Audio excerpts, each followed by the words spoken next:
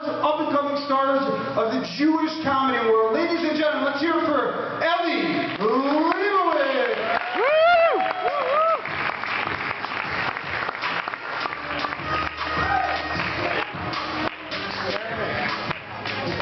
Thank you, Jay. I just met you and you're already making fun of me. It is tough being introduced as a comedian. You know, in my personal life, people are always introducing me as a comedian, which means you have to be funny right away. It's the only job that's like that. You know, people are always like, oh, you're a comedian. Prove it. It doesn't happen with other things. Like, nobody's like, you're a Moel? Prove it. I don't think you want me to. And I like making people laugh when that's what I'm trying to do. But when people are like, you are hilarious, man. When you play basketball, you don't actually shoot like that for real, do you? No, I'm just math coordinator, whatever. I was talking to my girlfriend, my friend's girlfriend who's French, and at the end, I told her a joke, at the end she laughed. And I said, oh, you understood? She said, no, you have a funny face. Like, I'm a little subconscious about myself, you know? Some people have more, like, Jay has more like a Hagba build, like, I have more of a Wheela build.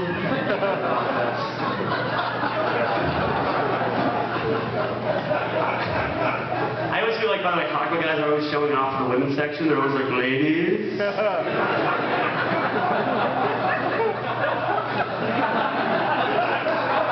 And as a Gleela guy, you can't really do that. You're just like, ladies, hey.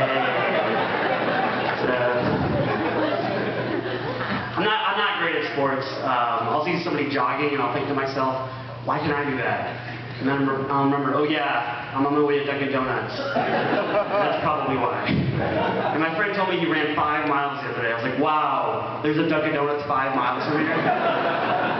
Is that my fault, like, that I'm not great at sports? I feel like when, you know, God, I have an older brother, and I feel like when God was making our talents, he made it very unfair, and, like, in his favor. It was like, the older, like, the 2 kids, the older one, let's make him 5'10". The younger one, let's make him 5'5" and awkward when he talks to girls. The older one, let's make him good at sports. The younger one, let's make him good at bananagrams. The older one, let's make him funny and witty. The younger one, let's make him really good at bananagrams.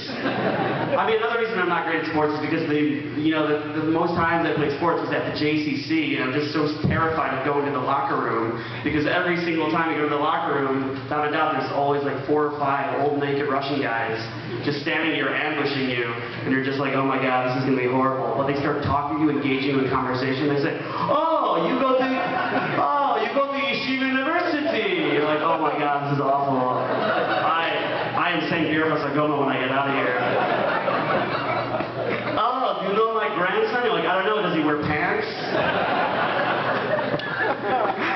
Can you please put your leg down? And you're like, please, can you put something on? They're like, I'm sorry, I'm not wearing yarmulke. I'm like, no, that's not what I was talking about at all. I like Jewish crowds because I think Jews can relate to a lot of things, you know, that non-Jews can't. Like I don't know about you, but when I'm in the subway and I'll see another Jewish person in public, I think to myself, hey, look, a Jew. And I always wondered if non-Jews play the same game. Just sounds a lot more anti-Semitic. I actually was recently on the subway, and some guy said to me, he's like, keep it moving, yarmulke. Which is the most neutral anti-Semitic comment I've ever gotten, if that exists as a thing.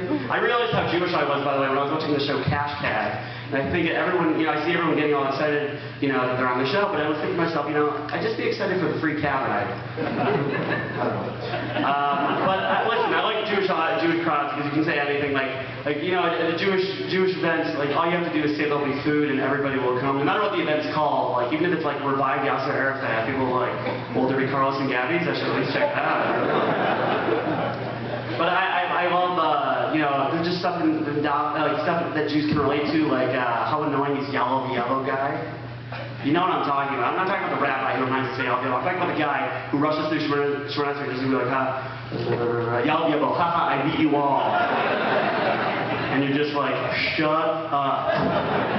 And then of course you forget Yellow the Yellow anyway.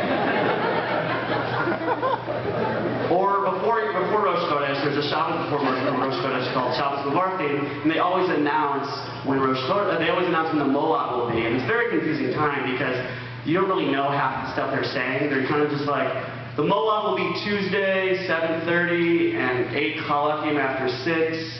And you don't know how to react. You're just like, okay. But when is Rosh Chodesh? Thanks for the trivia. I have a lot of jokes about things that I probably shouldn't. Like, I have jokes about Rashi.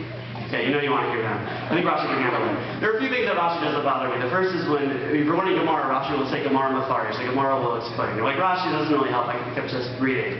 And the next one is when he bails on you, even the most. You're like, Rashi, what does this mean? He's like, I don't know. Went out to lunch. Be back in 20. And the last is when he becomes Google search, and they're like, Rashi, what does this mean? He's like, I don't know, but you know how you say that in ancient French? No, I don't, Rashi. Rashi was really impressive, though, because he was able to learn the entire Torah all without Rashi. Another thing, I worked at a Sfarm sale at YU.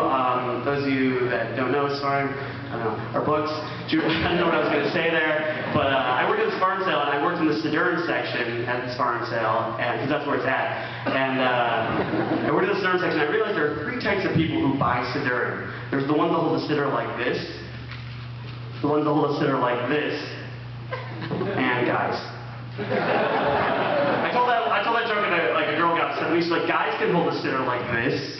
I was like, no, the way guys hold the Siddur, they put their finger in the middle of the Siddur, and they just somehow know where they are, even though they're probably starting with Ashrei and going to end with Elenu somehow.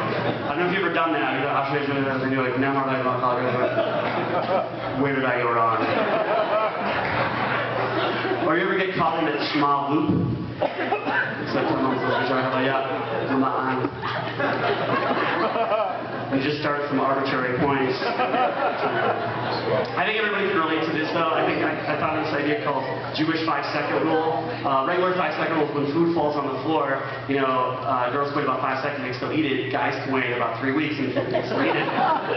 Jewish 5-second rule is, though, when you go to the bathroom on Shabbos and the lights on, and you walk in the bathroom, turn the light off. They're like, oh shoot, 5-second rule, turn it right back on.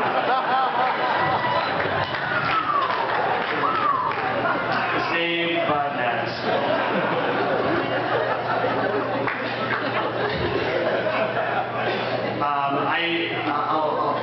I noticed something about Jewish proposals.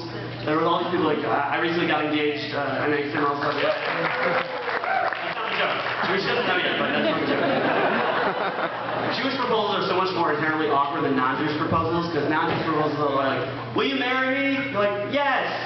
Great, let's make out. I assume, I don't know. But Jewish proposals are like, will you marry me? You're like, yes. Awesome.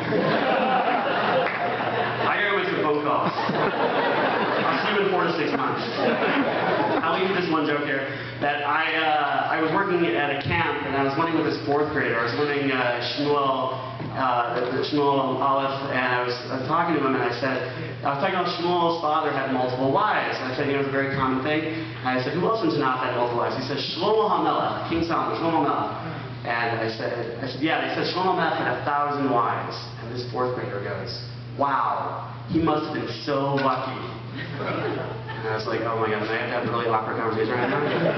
I was like, wait, why was he lucky? And he goes, because he must have gotten food all the time. Like, thank God you're 10, a little bit of a chauvinist. I'm Eli Lebowicz, guys.